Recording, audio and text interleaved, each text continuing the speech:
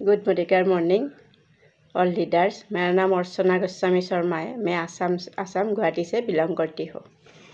ये हम 2 रूम बना लिया। 2 रूम को हम उजाला से गंदा कर लिया।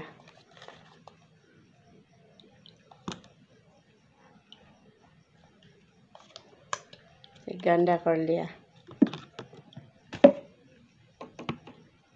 ये मार्केट का है 99% है। ये हम एक रूम को हम डाल दिया और दूसरी रूम को हमारा मोडिकार का स्टेरिक्लीन है। ये एक रूम को हम डाल दिया।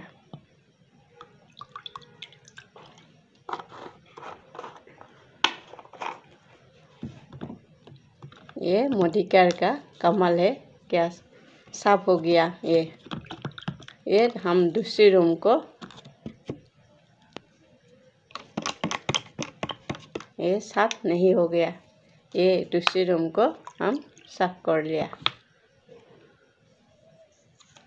दूसरी रूम को ये मार्केट का ये कलर है, फ्लावर का कलर है। ये हमारा मोडिकार का स्टेरिक्लीन है। ये स्टेरिक्लीन से हमारा गैस साफ कर लिया। जब गैस साफ कर लिया, अलमीरा साफ हो गया और सफा फर्नीचर साफ हो गया और ग्लास भी, खिड़की का ग्लास भी साफ हो गया। ये हमारा मोडिकार का स्टेरिक्लीन है। अच्छा है, हमारा ज़बरदस्त है।